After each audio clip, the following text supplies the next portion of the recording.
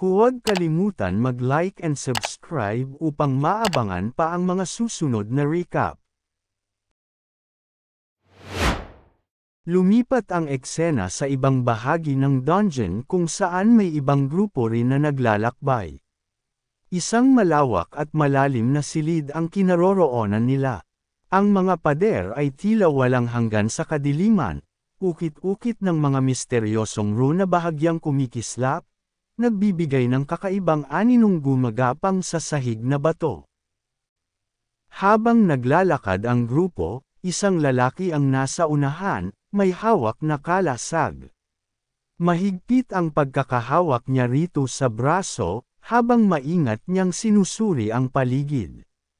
Tumutunog ang bakal ng kanyang bota habang naglalakad sa katahimikan, at ilang hakbang lamang ang layo sa kanya ang iba, umaasa sa kanyang lakas para sa kanilang kaligtasan. Biglang may naapakan siya sa sahig. Napatingin siya sa paanan at nanlaki ang mga mata, halatang nabigla. Sa isang iglap, nanigas siya sa pagkagulat nang mapagtanto niyang naapakan niya ang isang nakatagong mekanismo sa sahig, maingat na itinago sa alikabok at mga durog na bato. Biglang nag-activate ang isang patibong, isang laser ray, at tumama ito sa maraming miyembro ng grupo. Maging ang lalaking may kalasag ay tinamaan. Isang matinding liwanag ang biglang sumiklab, lumabas ang nag-aalab na pulang sinag sa lahat ng direksyon na parang galit na ahas. Napuno ng sigaw ang paligid habang ang mga sinag ay dumaan sa hangin, sinusunog ang mga baluti, balat, at sandata. Pilit itinaas ng lalaki ang kanyang kalasag para ipagtanggol ang sarili, pero napakalakas ng sinag ng laser at hindi ito napigilan ng kanyang depensa. Tinamaan siya ng isang sinag sa ulo. Dumiretso ito sa kanyang helmet, tumagos sa kanyang bungo, at agad siyang binawian ng buhay. Bumulwak ang dugo at tumalsik sa sahig ng dungeon habang bumagsak siya ng patalikod.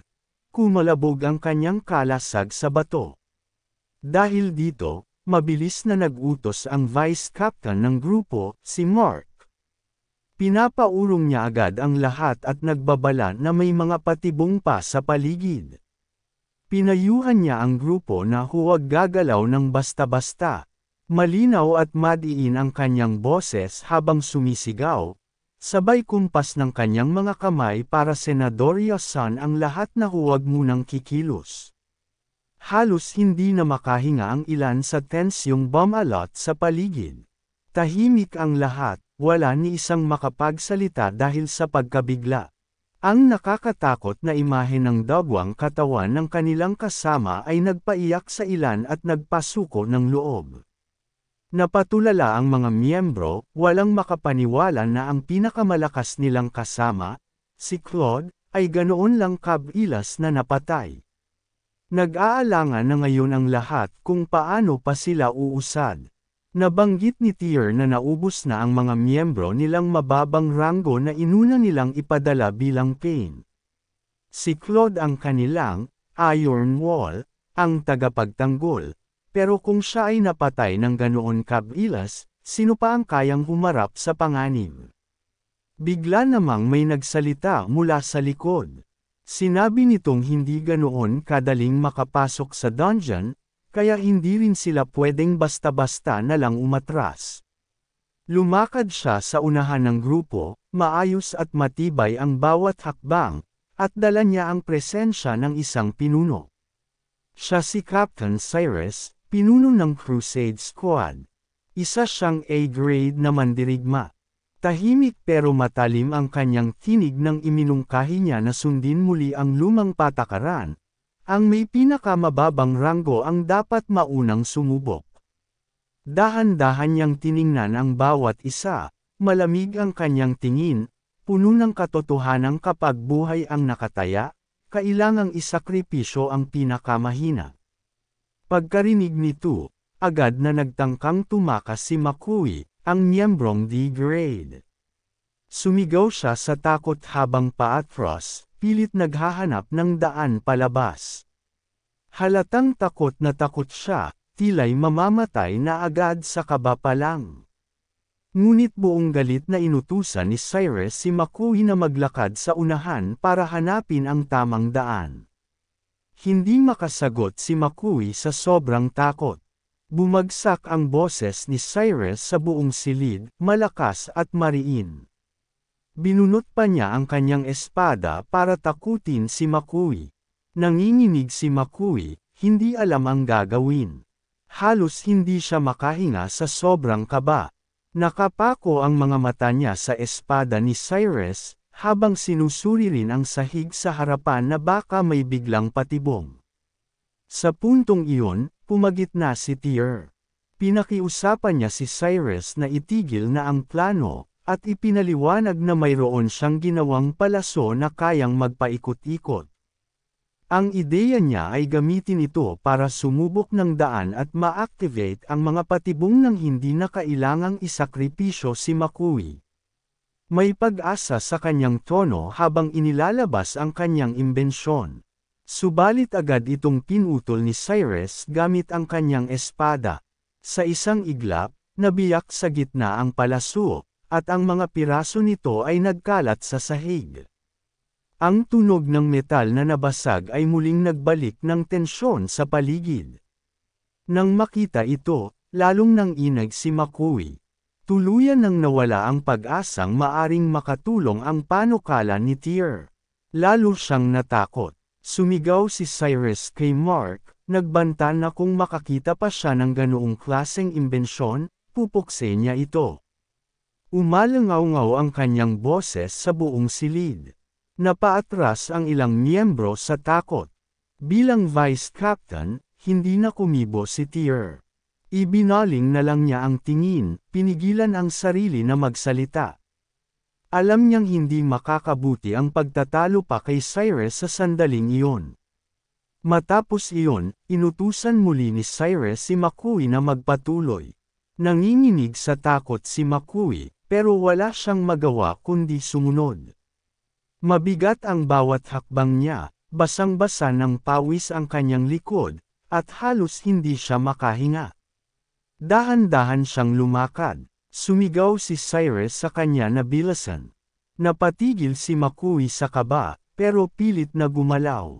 Iniisip niya na baka sa bawat yapak ay may sumabog, may lumabas na blade, o may pumatay sa kanya. Nang makapak siya sa unang hakbang, walang nangyari. Tahimik lang ang paligid. Napalalim ang kanyang paghinga, kahit papaano, nakaligtas siya. Ngunit hindi niya alam kung ano ang susunod na hakbang. Napatigil siya at nagmasid sa sahig. Marami siyang iniisip, alin ang ligtas? Alin ang may patibong? Hindi siya makagalaw. Sinigawan siya ni Cyrus, tinanong kung bakit siya natigil at inutusan na bilasan. Nanginginig si Makui, sobrang pinagpapawisan, halos mabaliw sa kaba. Pero pilit pa rin siyang gumalaw. Muli siyang umapak. Mabagal, parang ayaw lamapat ng paa niya sa sahig.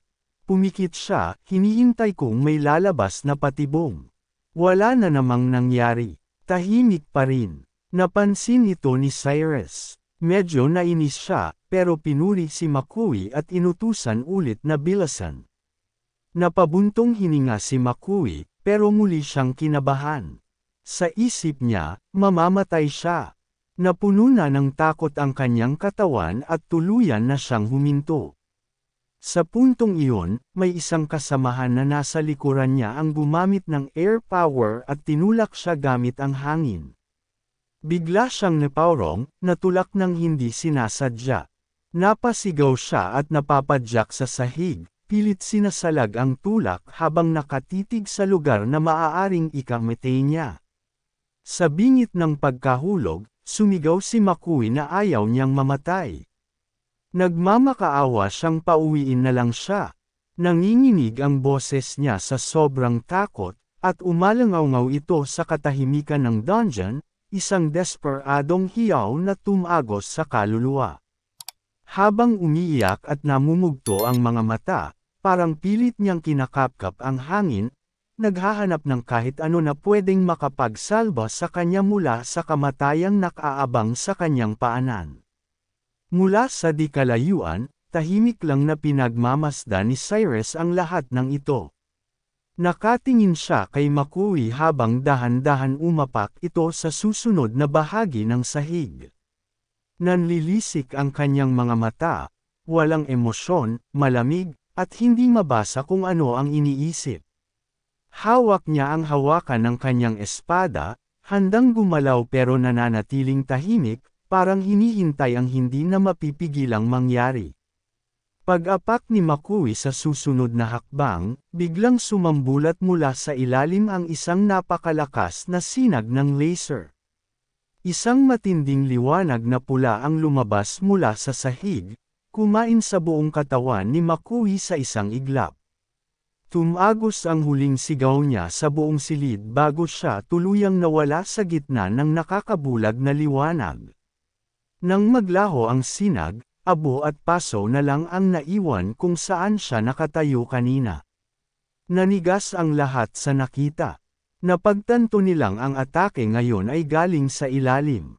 Nagkaroon sila ng pagdududa, nagbabago ba ang direksyon ng mga patibong sa dungeon bawat hakbang. Tahimik ang buong grupo. Nagkatinginan sila, kabado, habang pinipilit intindihin ang bagong panganib na nasa harap nila. Ang kaalaman na pwedeng manggaling ang mga bitag sa dingding, hisame, o mismong sahig ay nagpadama ng malamig na takot sa kanilang mga buto. Lalong lumala ang kaba nila nang marealize nilang ang mga sinag ay lumalabas bigla. Walang babala, walang tunog, at walang direksyon na maaring sundan. Hindi nila alam kung saan magmumula ang susunod na kamatayan. Habang iniisip nilang sila na ang susunod, unti-unting nawawala ang kanilang lakas ng loob para gumalaw pa. Tahimik na nakatayo si Cyrus habang nakatitig lang sa iniwang marka ng katawan ni McCoy. Walang emosyon ang kanyang mukha, parang wala siyang nararamdaman. Nasa likod niya ang buong grupo, lahat tahimik, natatakot magsalita. Ang katahimikan ay bumigat, parang alon ng lungkot at takot na bumalat sa silid. Maya-maya, bumasag sa katahimikan ang malamig na boses ni Cyrus. Inutusan niya ulit ang susunod na may pinakamababang ranggo na lumapit. Tumagos ang kanyang tinig sa dibdib ng bawat isa, matalim, diretso, at walang pakundangan. Napalunok ang ilan, at pilit na iniiwas ang tingin para hindi sila mapili. Pero biglang may gumalaw. Dahan-dahan bumukas ang pintuan sa harap nila. Isang malakas na ingay ng bakal ang gumapang sa dungeon, at unti-unting bamuka ang bato, parang may gumigiling sa ilalim ng lupa. Napatigil ang lahat. Nakataas ang mga sandata, naghihintay ng bagong kalaban o patibong na lalabas. Pero walang halimaw, walang bitag. Nakatambad lang sa kanila ang madilim na daanan papalabas. Nagtaka ang lahat, hindi nila inaasahan na bubukas lang ang pinto ng basta-basta, na walang kasamang kapahamakan. May ilan na agad lumapit kay Cyrus, kinakabahan ngunit umaasa. Sinabi nilang bumubukas ang pinto. Nanginginig pa ang kanilang mga boses, hindi alam kung dapat ba silang matuwa o matakot. Si Cyrus man ay natigilan. Hindi siya nagsalita. Nakapikit ang kanyang labi, mahigpit ang hawak sa espada. Nakatuon ang tingin sa pintuan, parang sinusubukan niyang basahin ang sekreto sa likod nito. Nakaposisyon ang katawan niya, handang umatake kung kinakailangan. Pagbukas ng pintuan ng tuluyan, lumabas si Cyrus at Bella. Mabilis na lumuwag ang tensyon. Halos sabay-sabay silang napabuntong hininga. Naramdaman ng lahat ang pagbalik ng kaunting pag-asa nang makita ang dalawang pamilyar na mukha sa halip na isang halimaw. Ipinaalam nina Cyrus at Bella na galing sila sa decoy team. Pagod man at nanginginig pa, may halong tuwa at pagmamalaki ang kanilang boses. Medyo nabawasan ang bigat sa paligid nang malaman nilang may ilan pa pala sa kanilang mga kasama ang nakaligtas sa mga patibong ng dungeon. Hindi makapaniwala si Cyrus. Nakatingin siya kay Siris, nagtataka kung paano siya nabuhay. Ang decoy team ay itinakda para mamatay. Tila bumalik sa kanya ang tanong, sinunod ba talaga ni Siris ang kanyang utos? O tumakas siya para magtago sa loob ng dungeon? Si Tyr naman, tahimik na natuwa nang makitang ligtas si Bella. May halong ginhawa sa kanyang mata. Ngunit si Cyrus, galit. Malamang, hindi lang dahil nabuhay si Siris, kundi dahil parang nabalewala ang kanyang plano. Ang taong dapat sana'y nagsakripisyo, bigla na lang lumitaw na buhay. Ito ay tila isang sampal sa kanyang awtoridad. Lalong lumalim ang kanyang galit. Biglang humarap si Cyrus kay Siris, hawak ang espada, itinutok sa kanyang leeg. Mabilis ang galaw niya, matalim ang tingin, puno ng galit at pagdududa. Sa sobrang galit, tinanong ni Cyrus kung bakit alam ni Siris ang kulay ng underwear ng asawa niya. May halong paninira at pagkadismaya ang kanyang tinig, parang sinisisi si Siris sa isang kasalanang hindi pa malinaw. Ang bawat salita ay puno ng puot. Sumagot si Siris, pigil ang kaba. Sinabi niyang tinitre niya lang ang kanyang instincts para sa laban, kaya raw kaya niyang makita ang kulay ng kahit anong bagay sa paligid. Mabilis ang kanyang paliwanag, nangangintab ang pawis sa kanyang noo. Ramdam niya na kahit maliit na pagkakamali ay pwedeng magdulot ng kanyang kamatayan. Pero hindi naniniwala si Cyrus. Tinawag niyang kasinungalingan ang sagot at muntik na siyang umatake. Gusto niya malaman agad kung ano ba talaga ang relasyon ni Siris sa kanyang asawa na si Sheen. Mas lalong tumulim ang tingin ni Cyrus, lalong damaykit ang espada sa balat ni Siris. Sa puntong iyon, lalong tumindi ang tensyon. Parang isang spark na handang sumabog sa apoy. Ang ibang kasama nila ay agad pumagitna, pilit pinapakalma si Cyrus. Pinakalma siya ng mga ito, paulit-ulit na nagpapaalala na hindi siya maaaring pumatay sa loob ng lungsod. Biglang napuno ng galit si Siris. Napasigaw siya, sinabing hindi niya kailanman papayagang dungisan ang kanyang dangal sa ganung paraan. Naglalagablab ang kanyang mga mata sa matinding pagkadismaya. Buong tapang niyang idineklara na ipapakita niya ang bunga ng kanyang pagsasanay sa harap nila, handang itaya ang sarili para mapatunayang mali ang mga paratang sa kanya. Sinabi niyang ang unang tao ay walang suot na salawal. Si Cyrus naman ay naka-pink na salawal, at ang dalawa pang kasama ay parehong naka-couple underwear. Kalma ang kanyang tinig, pero bawat salitang binitawan niya ay parang batong inihulog sa katahimikan ng paligid. Nabigla ang buong grupo sa kanyang mga sinabi, at sabay-sabay silang napasinghap sa gulat. Pagkarinig nito, agad namang nag-utos ang unang tao na patayin si Siris. Namula ang kanyang mukha sa kahihiyan at galit, habang pumapilang ang kanyang boses sa matinis na sigaw na punong-puno ng hinanakit. Desidido siyang patahimikin si Siris at tuluyang burahin ang kahihiyang na idulot nito. Samantala, tila napako si Cyrus sa kinatatayuan. Nanlaki ang kanyang mga mata, at sa ilang saglit ay parang hindi niya maunawaan ang nangyari, kung paano biglang sumabog ang rebelasyon at ang magulong reaksyon ng kanyang mga kasama. Ngunit agad na tumutol ang iba. Nakiusap silang huwag gumawa ng padalos-dalos na hakbang. Ipinaalala nila kay Cyrus na kung sakaling kumilos siya ng marahas, lalo lang silang mapapasama at maaaring magdulot pa ito ng mas malalim na problema. Dahil dito, humingi ng mungkahi si Cyrus. Iminungkahi ng iba na isama na lang si Siris sa bait group. Sa ganitong paraan, hindi na nila kailangang direktang makialam sa magiging kapalaran ni Ceres, at maiiwasan pa nila ang anumang gulo kung sakaling may mangyaring masama rito. Nang bumalik ang eksena sa kasalukuyan, naisip ni Ceres kung paano siya napunta sa ganitong sitwasyon. Nakasalubong niya ang isang raid team kahit ang pakay lang naman niya ay makipagpalitan ng gamit. Mukhang naligaw ang mga ito, dagdag pa sa kalituhan ng mga pangyayari. Malinaw na naliligaw ang grupo, at lalong gamulo ang sitwasyon. Ipinatawag siya ni Cyrus. Bilang kapitan, mariin niyang iniutos kay Ceres na lumapit. Sa narinig, napaisip si Ceres kung muli na naman ba niyang gustong gamitin ang mga mas mababang miyembro bilang pain sa mga mekanismong nakapaligid.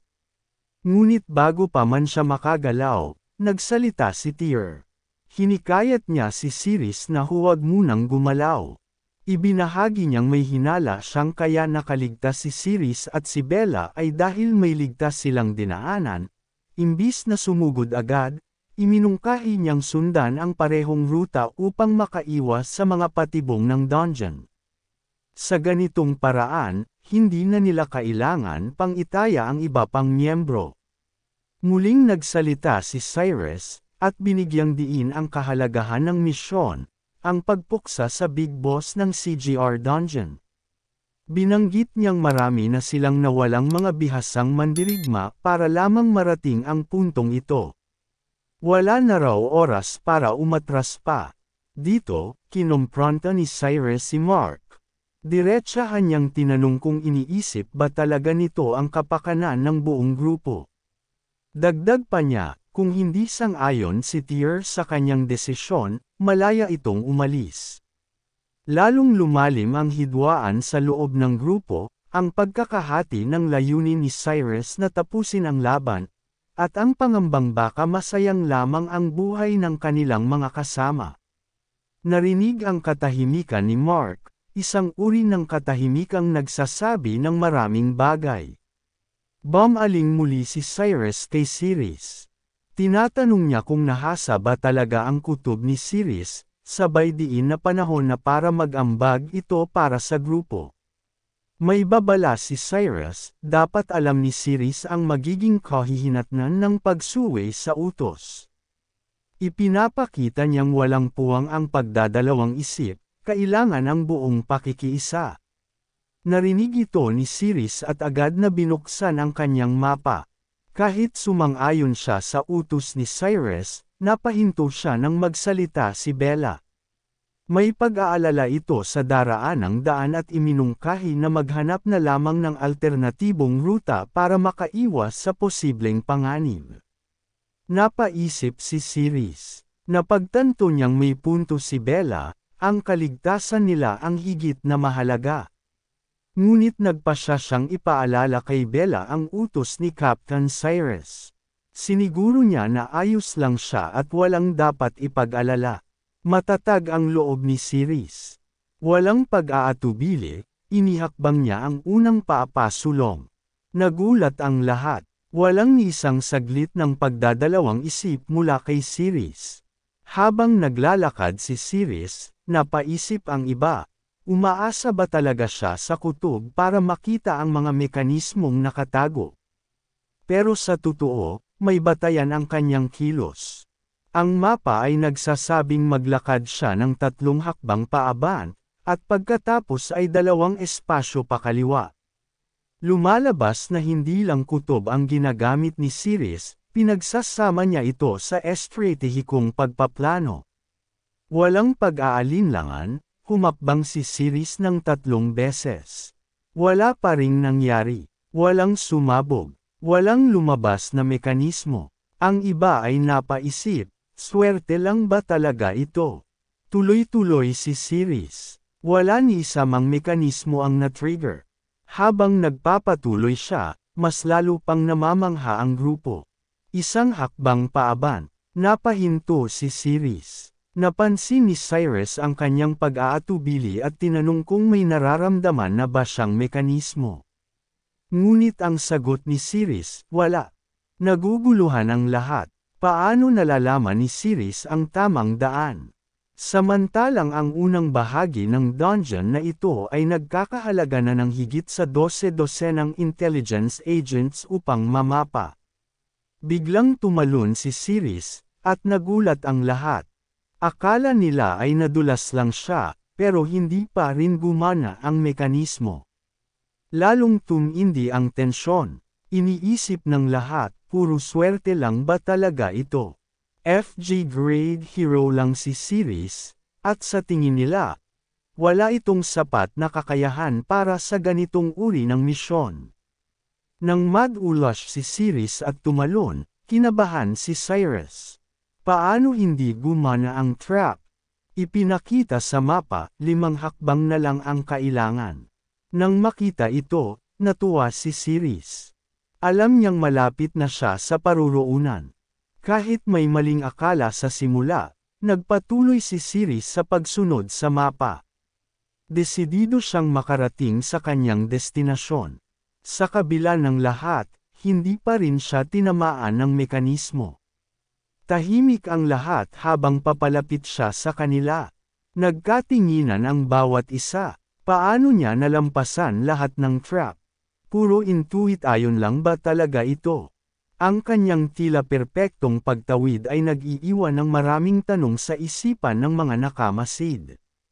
Habang papalapit si Sirius sa grupo, hindi makapaniwala ang lahat.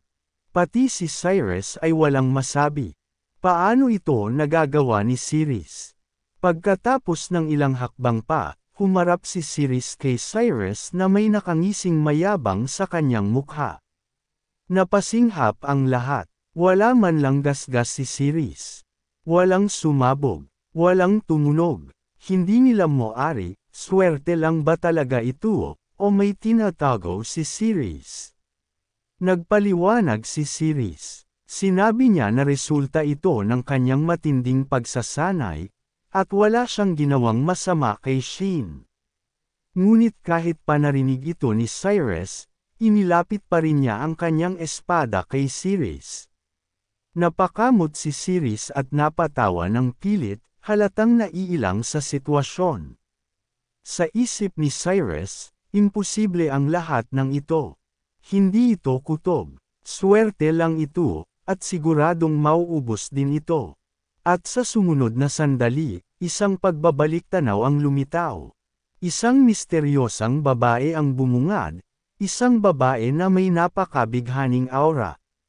Ang eksena ngayon ay nagpapakita ng isang malawak na silid kung saan naruroon sina Cyrus, Tyr, at ang iba pa nilang kasama sa grupo, kasama rin sina Sirius at Bella na nakatayo lang sa gilid. Tahimik ang lahat, tila nagpapahinga mula sa matinding laban na katatapos lang. Ramdam ang tensyon sa paligid kahit panandali ang katahimikan ang bumabalot.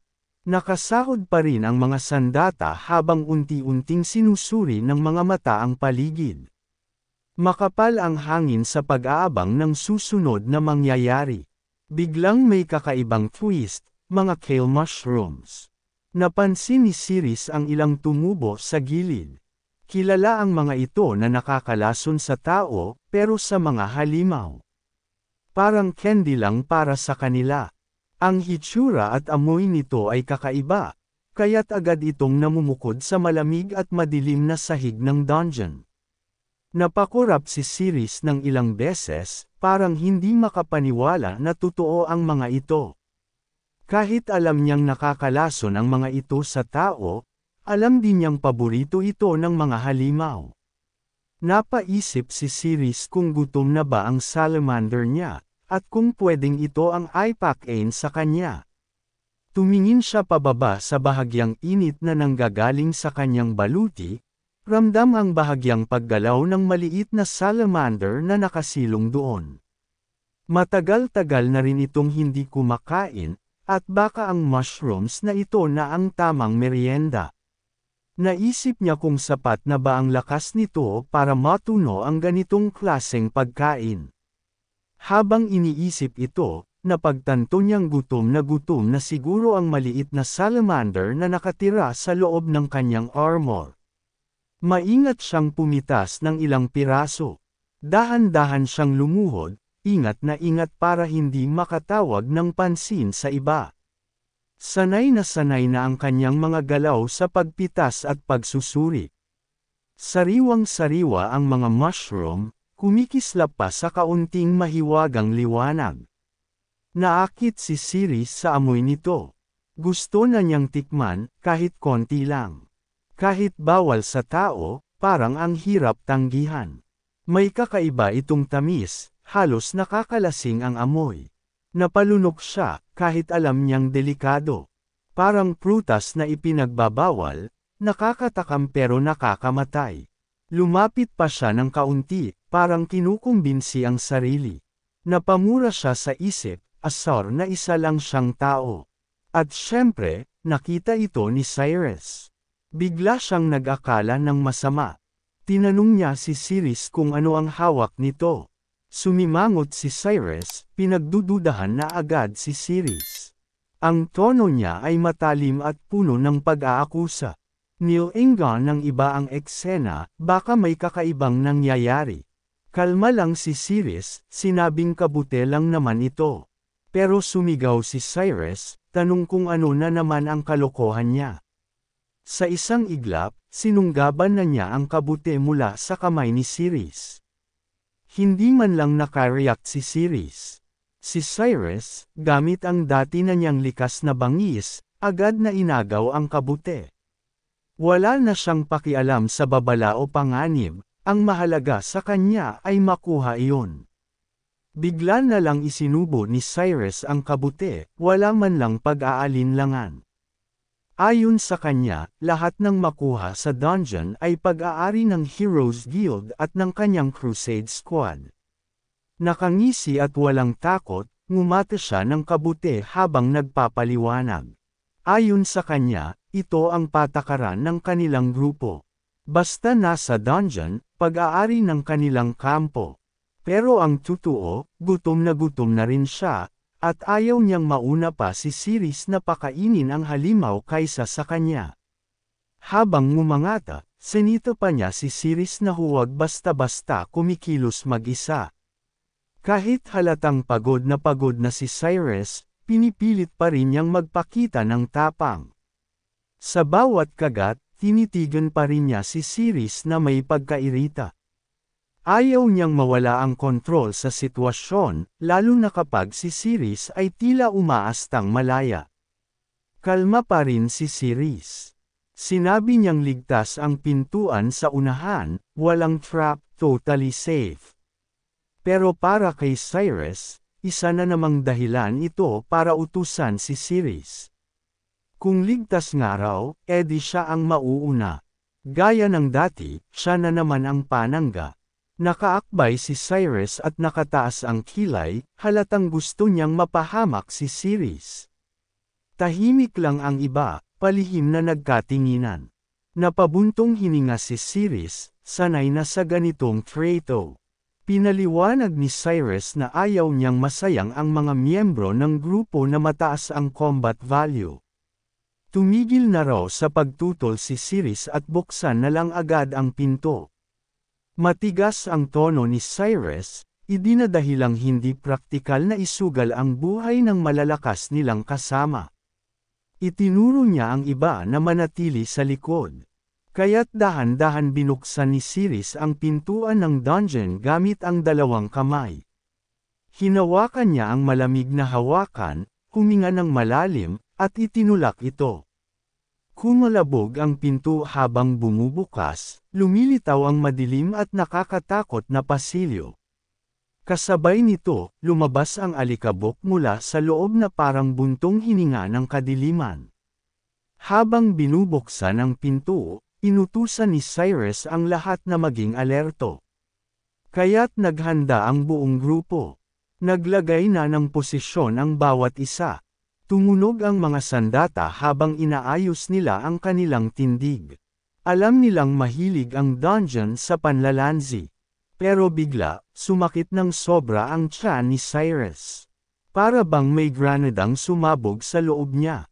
Pawis na pawis siya habang hawak ang sikmura, hindi maintindihan ang nararamdaman.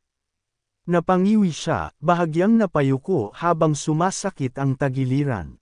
Napatingin ang iba sa kanya, pero kinaway lang niya ang mga ito, pilit na nagpapakatatag.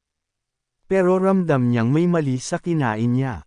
Habang dahan-dahan pa ring binubuksan ni Siris ang pinto, ang lahat sa likod ay nananatiling alerto. Unti-unting umaangat ang mabigat na pinto. Bawat pulgada ay nagpapakita ng higit pang kadiliman sa loob.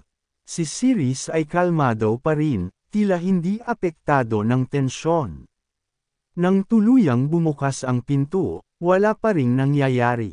Nakatayo lang si Siris doon. Tahimik ang paligid. Tinatitigan niya ang dilim sa loob, naghihintay kung may kikilos. Hindi mabasa ang kanyang ekspresyon. Walang lumalabas mula sa pintuan, pero hindi nagpapakampante ang grupo, nananatiling nakahanda ang mga armas. Alam nilang sobrang dami na ng bitag at muntikang kamatayan. Hindi sila pwedeng magpabaya, pero ang katahimikan ay unti-unting nakakabingi. Samantala, si Cyrus ay parang may digmaan sa loob ng tiyan. Napapangiwi habang pilit pinipigilan ang pagsabog ng kanyang tiyan. Si Siris naman ay walang bakas ng kaba, tahimik na lumalakad pasulong. Samantalang si Cyrus, parang vault door ang pagkakat-clench. May isang kasama ang nagtanong kung ano ang mabahong amoy at saan ito galing. Pilit pinagtatakpan ni Cyrus ang nangyayari, pero nanginginig na ang kanyang mga tuhod. Nakakunot ang noo niya, pilit pa ring nagpapanatili ng dignidad, pero unti-unti nang nabubunyag ang kanyang paghihirap. Naglakad na si Siris papasok, iniwan ang lahat sa likod na nagtataka. Magaan ang kanyang mga hakbang, parang wala siyang nararamdamang bigat sa paligid. Ang mga kasama niya ay nagkatinginan, hindi sigurado kung susunod ba sila o mananatili.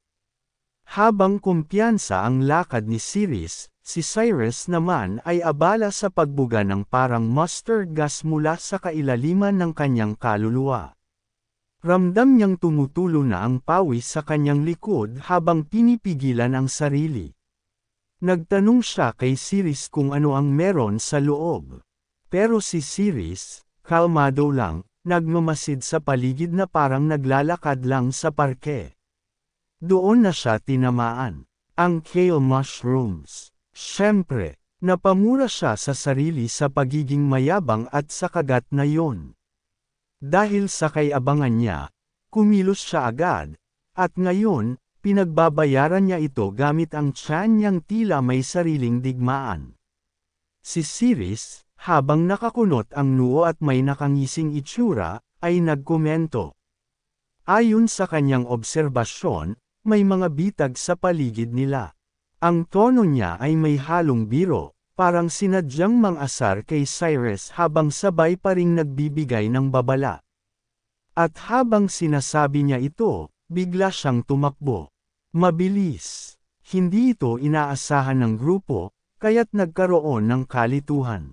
Parang bigla niyang pinindot ang isang switch at hinamon ang tadhana. Habang nakangiti pa rin si Siris, sumigaw siya sa mga kasama na dapat sabayan siya sa pagtakbo. Dapat daw sabay-sabay silang tumakbo. Ang tono niya ay biro pero may seryosong laman, parang alam niyang may hindi alam ang iba. Si Cyrus, galit na sumigaw na hindi sila dapat tumakbo, dapat dahan-dahan lang ang lakad. Pero lahat ay biglang nataranta at nagsimulang tumakbo rin. Nalito ang mga miyembro ng grupo, hindi alam kung may kalaban sa likod o may biglang panganib. Kumalat agad ang takot, akala ng ilan may bitag silang naapakan, ang iba naman ay inakala na may halimaw na paparating. Kaya tumakbo na lang sila, dala ng kaba. Doon biglang sumakit ang tiyan ni Cyrus, matindi, parang pasabog sa loob. Napayuko siya, hirap na huminga habang pilit na kinokontrol ang sarili. Pero hindi na niya kinaya. Pinawisan siya ng todo, at sa wakas, tuluyan na niyang pinakawalan ang kanyang gases. Ang tahimik niyang laban ay naging isang kahihiyan na sinabayan ng nakakakilabot na tunog. Ang kinatatakutan niyang sandali ay nangyari na. Napaatras ang mga kasama niya, nagsisimulang samuka. Ang iba ay nagsisigaw. Akala nila ang dungeon mismo ang naglalabas ng sumpang amoy. Sabi nila, parang lason na ang amoy, tiyak may bitag o halimaw sa paligid. Mas lumala tuloy ang panik at takbuhan. Si Cyrus, lubos na nataranta at napahiya, ay sumigaw na kailangan ng tumakbo o mamamatay silang lahat sa amoy na yon. Kung hindi raw sila kikilos agad, malalason silang lahat. Matapos ang hindi inaasahang pagtakbo, huminto na rin ang grupo para huminga. Si Cyrus, pulang-pula ang mukha sa kahihiyan, ay hinarap si Ceres at inakusahan itong may masamang plano gamit ang mushrooms. Tanong niya kung sinadya ba ni Ceres ang lahat ng iyon. Pero si Ceres, hindi. Si Ceres ay isang S-tier na gaslighter. Kalma niyang sinagot ang lahat ng tanong, parang abogadong sanay makipagtalo sa korte. Hindi makabuo ng matinong argumento si Cyrus. Parang siyang gago. Habang nagsasalita sila, biglang nagkunwaring wala lang si Cyrus at sinabing wala naman daw yun. Si Ceres, nakatayo lang at walang reaksyon, poker face, parang inosenteng bata, habang ginagago ang kapitan nila. May isa sa grupo ang naglatag ng isang batong medyo komportable para maupuan ng kapitan. Pero aminin na natin, hindi siya makakaupo sa ganitong kalagayan. Tila sumasabog pa rin ang kanyang sikmura.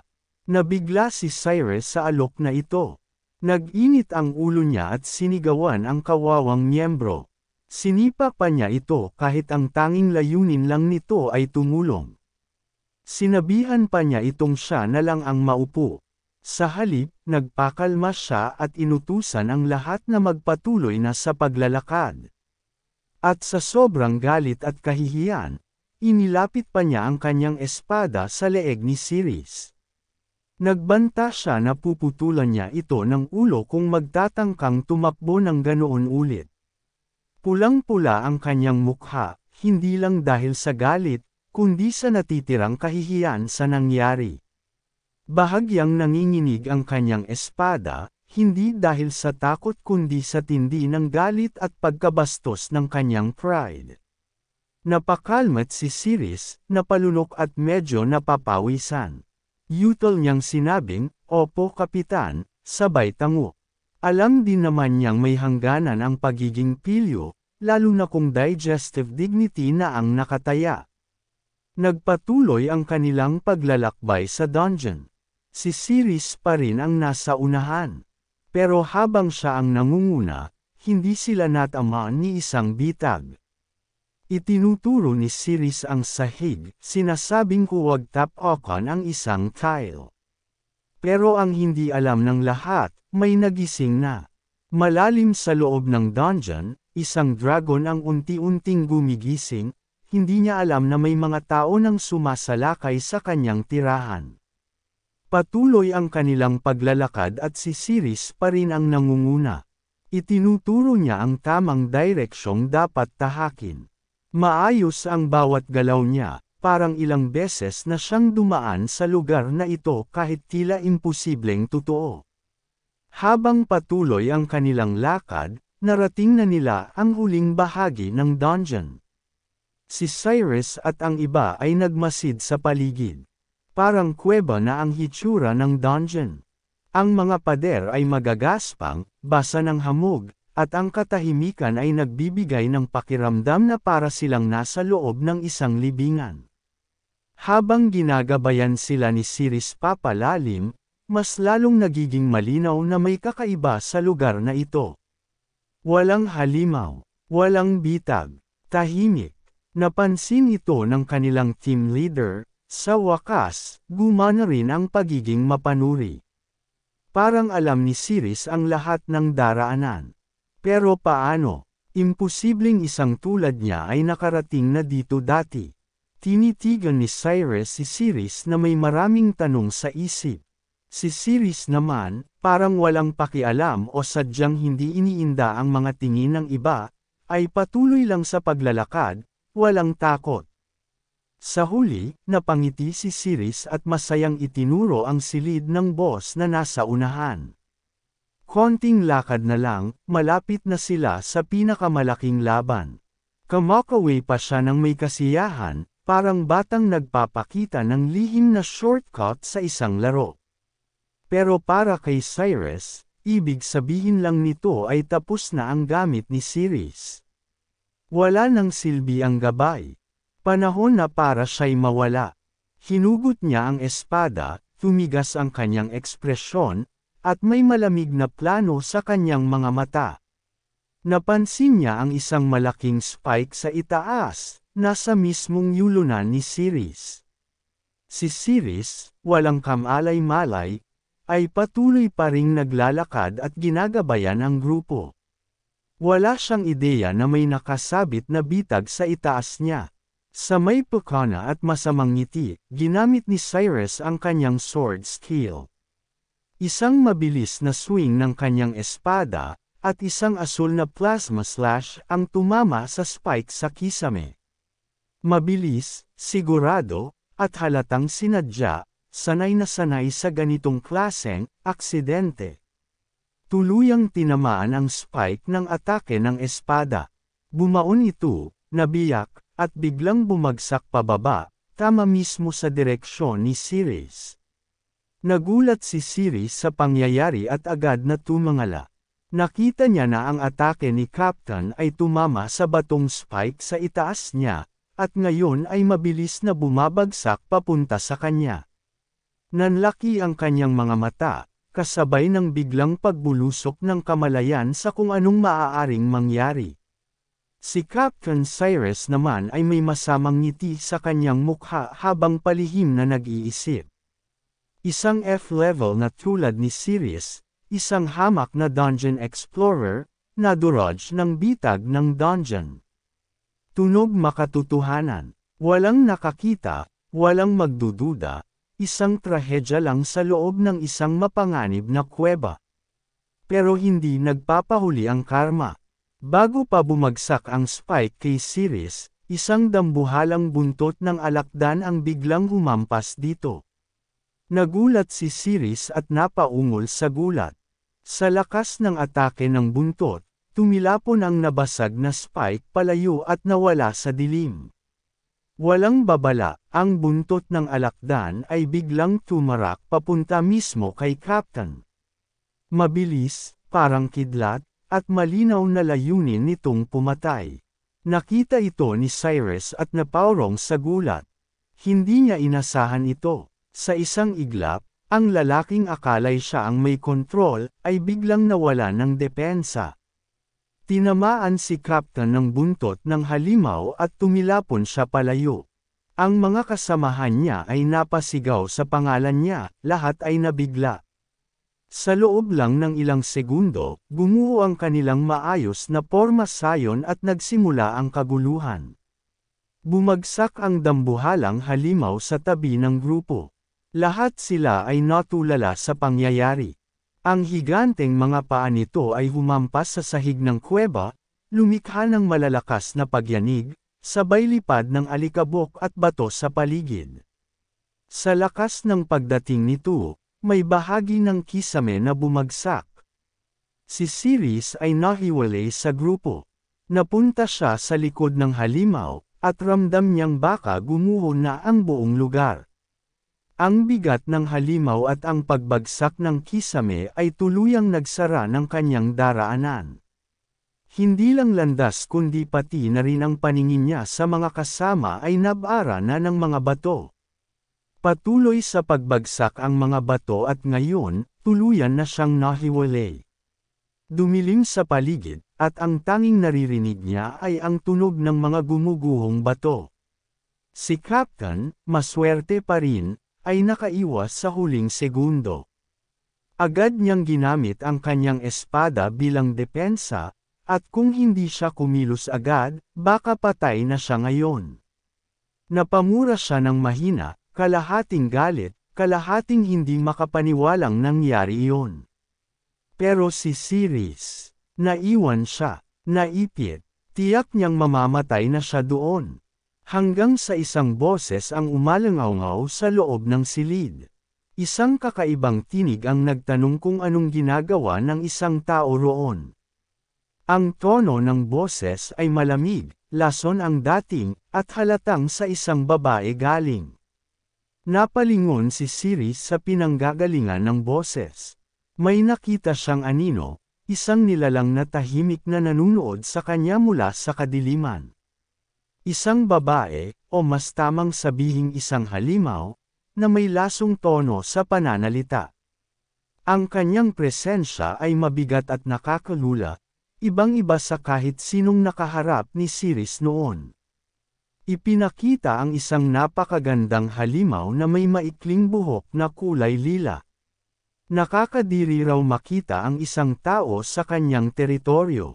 Tiningnan niya si Ceres na para bang basura ito sa malinis niyang sahig. Ang pangalan niya ay Sadil. Tinitigan niya si Ceres na parang isang dungeon sa perpekto niyang mundo. Ang kabilang grupo ay naiwan sa isang halimaw na alakdan, ang parehong umatake sa kapitan kanina. Ramdam ang tensyon sa hangin, lahat ay alerto. Agad na naglabas ng kanilang mga sandata habang nakatayo sa harapan nila ang napakalaking halimaw na may galit na mga galaming. Ang halimaw ay isang pape ni Sadil, isang nakakatakot na bidagdag rank na armored scorpion. Sa tindi pa lang ng presensya nito, ramdam na ng mga hindi sanay ang kaba. Malinaw sa kanila na seryoso ang laban na to. Agad kumilos si Tyre, ang isa sa mga leader ng grupo. Bumalik agad ang instinct niya sa labanan. Mataas at matigas ang boses niyang nag-utos sa mga tanker na tumayo sa harapan at pigilan ang halimaw sa kahit anong paraan. Sa tabi niya, hawak ni Bella ang espada na ibinigay sa kanya kanina. Medyo nanginginig siya habang ibinubulong sa sarili na parang masyadong mabigat ang sandatang ito. Halatang hindi pa siya sigurado kung kakayanin niya ito sa totoong laban. Mabilis na naghanda ang mga tanker. Kinuha nila ang kanilang mga kalasag at pumwesto na parang isang matatag na pader.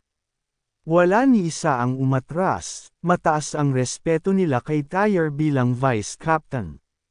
Sumigaw si Tyre, ang isa pang leader, na pumwesto ang mga archer sa likod ng mga tanker. Agad niyang inutusan ang mga ito na bunutin ang kanilang pana at magsimulang paputukan ang halimaw ng tuloy-tuloy habang kinakalaban ito ng mga nasa unahan. Mabilis ang naging kilos ng buong grupo, parang isang makina na sabay-sabay gumalaw. Inilunsad ng mga archer ang kanilang mga pana, sabay-sabay ang bawat bitaw ng string. Bumagsak ang ulan ng mga palaso sa katawan ng scorpion monster. Sa dami ng mga ito, halos dumilim ang langit sa ibabaw ng halimaw, lahat nakatutok para pahinain o guluhin ito, para makaligtas ang grupo sa biglaang labang ito. Tumama ang mga palaso sa katawan ng halimaw, pero halos wala itong epekto. Ang mga palaso ay tila ulan lang na tumatama sa bakal. Halos hindi man lang nito naramdaman. Ang tibay ng balat at armor ng halimaw ay nagdulot ng kaba sa buong grupo. Patuloy pa rin sa pagpapaputok ang mga archer sa utos ni Tyre. Kahit walang epekto ang bawat palaso, tuloy lang siya sa pagsigaw ng utos, umaasang baka sa dami ay matalo rin nila ito. Hindi siya nagpapaapekto sa takot. Pero bigla itong yumalulong. Isang napakalakas na sigaw na parang alon ang tumama sa ere. Sa tindi ng alon ng tunog, natangay ang mga susunod na palaso na tila mga papel na pinaghahampas ng hangin. Sa lakas pa lang ng sigaw, parang tinutulak nito ang determinasyon ng buong grupo. Pinilit ng mga tanker na tumayo ng matatag. Nakaangat ang mga kalasag, hinuyam ang mga ngipin, at pinilit tumayo kahit anong mangyari. Nagsisigaw sila ng mga salita ng pagpalakas ng loob para hindi mabuwag ang formation. Nagulat si Tyr. Hindi siya makapaniwala na isang sigaw lang ng halimaw ang nagpatalsak sa lahat ng palaso. Pati si Tyr ay napatingin, halos mabasag na ang morale ng grupo sa presensya pa lang ng halimaw na ito. Nagkatinginan ang dalawa. Naramdaman nilang baka kalaban nila ngayon ay isang bagay na lagpas pa sa level nila. Ang enerhiyang nilalabas ng halimaw ay parang sakuna na buhay. Sa kabila ng lahat, wala pa ring gasgas sa katawan ng halimaw. Nakatayo lang ito, nakakatakot. Walang galos. Walang bahid ng sakit. Ang bigat ng presensya nito ay parang bangungot na nakatayo sa harapan ng buong squad. Ngunit biglang sumigaw si Cyrus, pinipilit buuin ulit ang loob ng lahat.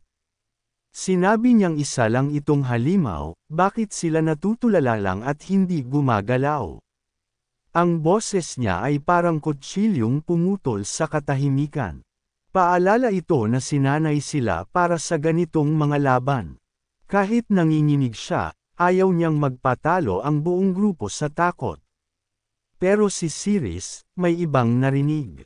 Nag-isip siya, halimaw ba ang nagsalita? Hindi yun ungol o sigaw. Parang bulong, parang pag-ungol, o isang iniisip na hindi galing sa kanya. Nilingan niya ang paligid, alerto. Mula sa dilim, isang buntot ng alakdan ang dahan-dahan lumitaw at tumutok kay Siris.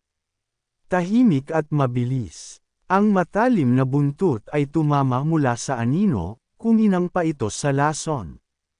Papalapit na ito sa kanya kahit walang nakapansin. Agad na kumilos si Siris. Sa tamang oras, nakailag siya mula sa buntot ng alakdan na muntik na siyang tamaan. Yumandar ang instinct niya. Yumuko siya, dumaan sa ibabaw ng ulo niya ang buntot ng ilang pulgada lang. Ang biglaan niyang pagkilos ang nagdala sa kanya sa buong combat mode. Nakita ni Siris kung gaano kaseryoso ang panganib. Tinignan niya ito ng mabuti. Buntot ba talaga iyon? Pinagmasdan niya mula sa dilim. Oo, buntot nga ng isang alakdan. O baka ikalawang halimaw. Isa lang ang alam niya, nasa matinding panganib siya. Muli itong umatake. Nakita ito ni Siris. Mabilis kumilos ang halimaw, mas mabilis pa sa inaasahan para sa laki nito. Walang panahon para mag-isip. Kailangan lang niyang gumalaw. Sinubukan siyang sip-in ng mga galame ng alakdan pero naiwasan ni Siris ito ng madali. Mabilis siyang umilag, likas na kalmado at eksakto ang bawat galaw. Muntik na siyang tamaan ng matitigas na mga galame, pero mas mabilis siya. Umatras si Siris para makapwesto. Nabalik niya ang balanse, naglagay ng espasyo sa pagitan nila, at pumwesto na para sa atake. Nakapokus ang mga mata niya sa halimaw. Habang nakapwesto siya, naghahanda na siya para sa isang counter-attack. Piniga niya ang kamao, tinitingnan ang galaw ng halimaw. Sa oras na gumalaw ito ulit, doon siya aatake. At sa mala-anime na eksena, sumigaw siya, tikman mo ang kamao ko, 3,170 attack power. May ngiting mayabang sa mukha, sumugod siya, ang kamao ay kumikislap sa enerhiya at drama. Showtime na, isang suntok lang. Tumalsik ang buong katawan ng papi na alakdan, nagkadurog-durog sa lakas ng atake ni Siris. Sa isang iglap, bumangga ang kanyang kamao, naglabas ng matinding puwersa na sumira sa halimaw. Ang tunog ng pagsabog ay umalangaw sa buong paligid.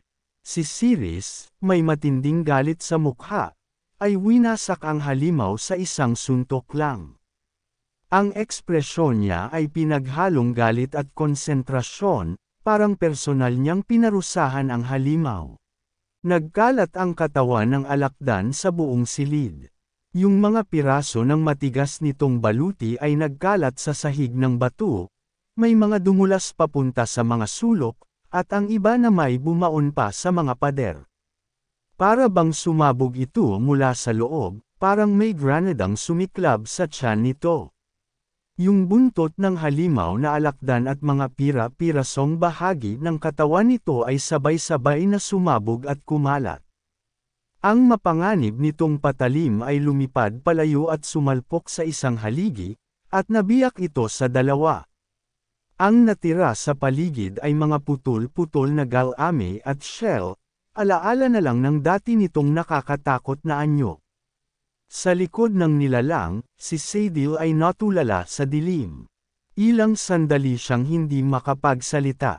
Kitang-kita niya kung paano winasak ng isang tao ang isa sa kanyang mga puppet na alakdan, na parabang papel lang ito. Mahinang bumubulong si Sadil, nagsasabing nakakabilib na nagawa iyon ni Siris gamit lang ang isang suntok. Tahimik lang si Siris, tila hinihintay kung ano ang susunod na mangyayari. Alam ni Siris na hindi siya pwedeng gumastos pa ng lakas, lason pa rin ang kanyang katawan, at ang lunas ay nasa dulo ng silid kung nasaan ang boss. Nakatuon na ang isip niya sa hinaharap, handa na siyang tumakbo anumang sandali, kinakalkala kung ilang segundo pa ang kailangang itagal ng katawan niya para makaligtas. Pero si Sadil, isang dagdag rank na halimaw, ay hindi papayag na makalayo siya ng ganun lang. Lumapit ito na may kasamang malupit na intensyon, at walang pakialam sa kalagayan niya.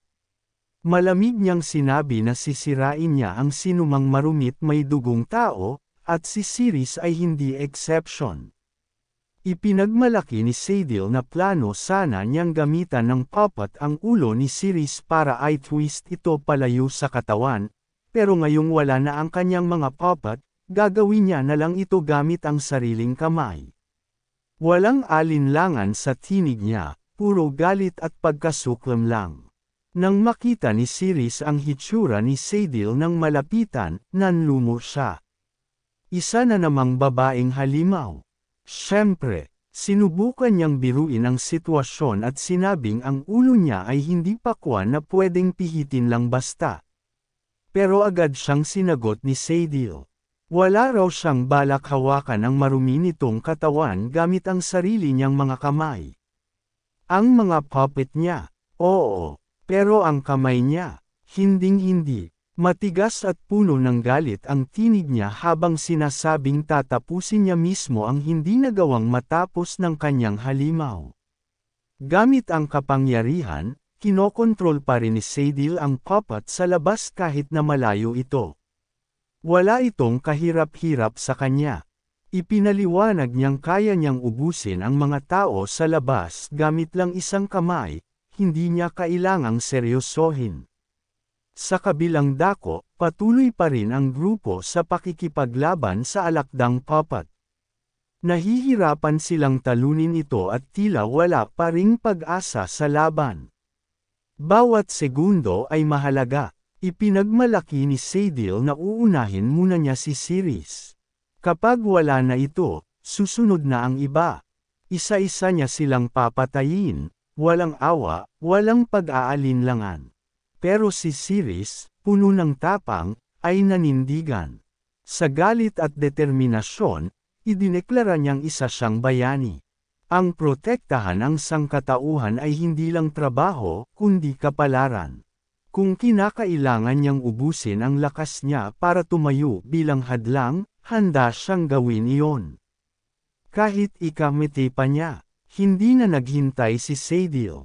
Tumalon ito, puno ng galit, at sinabi kung naniniwala ba talaga siya sa walang kwentang paniniwalang iyon. Iniunat niya ang paa at sumugod kay Siris, mabilis, eksakto, parang isang mabangis na hayop.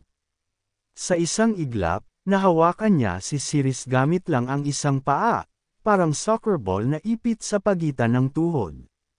Nagulat si Siris, hindi makapaniwala sa bilis at lakas ng halimaw na kalaban. Pagkatapos, isinampol siya sa sahig na parang basang mop. Umuga ang lupa, at tumalsik ang alikabok. Ang lakas ng impact, kayang-kaya nitong durugan ang isang ordinaryong tao. Ngayon, si Sadil ay nasa ibabaw ni Ceres, parang nakatapak sa isang basura. Tinitigan niya ito mula sa taas, waring isa lang itong mansang kailangang burahin. Pero biglang bumukas ang system ni Ceres, nagsimula itong mag-scan ng battlefield at agad nag-lock sa target, si Sadil. Tumawa si Sadil at sinabing napakayabang ni Ceres. Isa lang daw siyang mahina na nagkukubli sa ilusyon ng pagiging bayani. Masakit ang sinabi niya, pero nakatuon na ang atensyon ni Ceres habang tuluyan nang nag-activate ang kanyang system.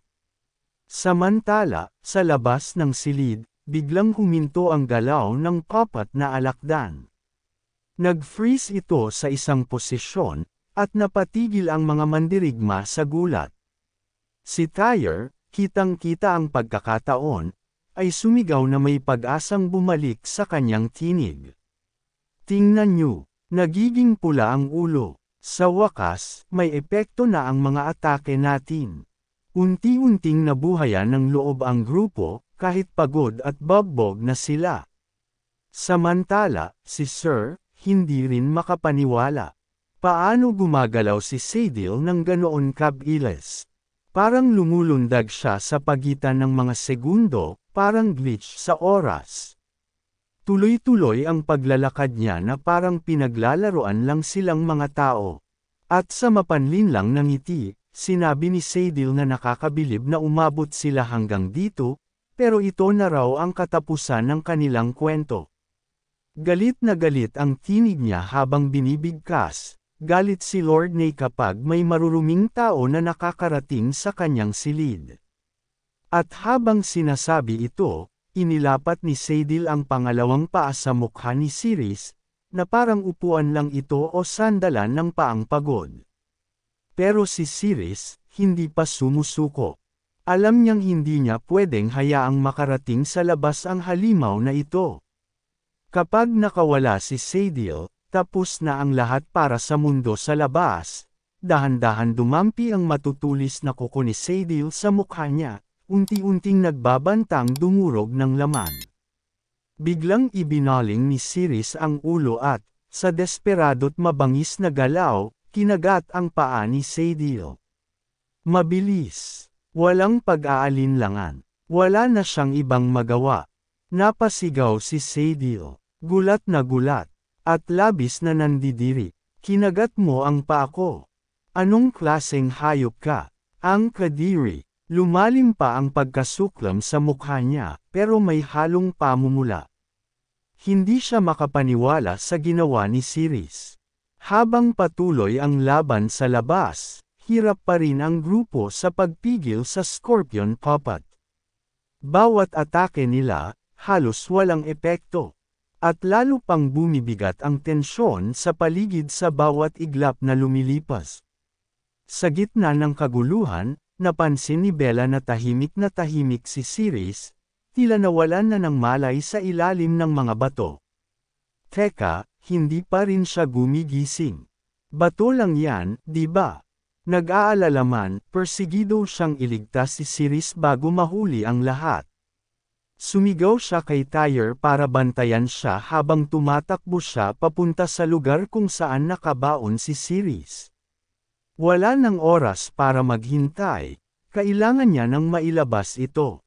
Hintay, Bella, sigaw ni Tyre, pero wala na siyang nagawa. Tumatakbo na si Bella papunta sa lugar na parang may utang ito sa kanya. Wala siyang pakialam kahit anong hamarang sa daan, buo ang desisyon niyang iligtas si Ceres. Sa kasamaang palad, napansin ng puppet si Bella at agad sumugod. Itinaas ang isa sa mga nakamamatay nitong Galami para saktan siya. Tumigil ang oras, bawat tibok ng puso, mahalaga. Pero isang mabilis na slash ng espada ang biglang sumulpot, eksakto, matalim. Si Tyre, buong tapang na hamarang, Itinaas ang espada't sinalo ang pag-atake. Halos hindi niya nakaya, pero hindi siya umatras. Hindi lumingon si Bella, hindi siya nagduda. Diretso siya sa iniwang lugar ni Siris, buo ang tiwala kay Tyr na kayang hawakan ang linya. Lahat ng focus niya, nasa pag-abot kay Siris. Si Tyr, nanginginig habang pinipigil ang puppet. Lahat ng lakas niya, ibinuhos sa pagtulak pabalik sa halimaw.